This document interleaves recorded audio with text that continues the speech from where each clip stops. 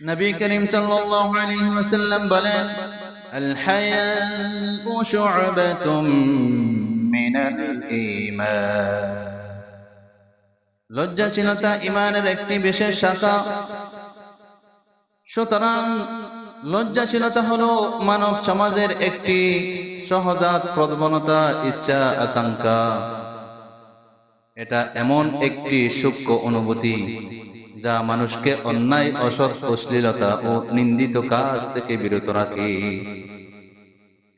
সুতরাং যার মধ্যে এই অনুভূতি যতক্ষণ পর্যন্ত অভাব দেখা দিবে, সে ততক্ষণ পর্যন্ত চরিত্রহীন ও দুষ্কৃতকারী হয়ে থাকে। অন্যায়, অশ্লীলতা থেকে বিরত থাকাই ঈমানের প্রধান দাবি।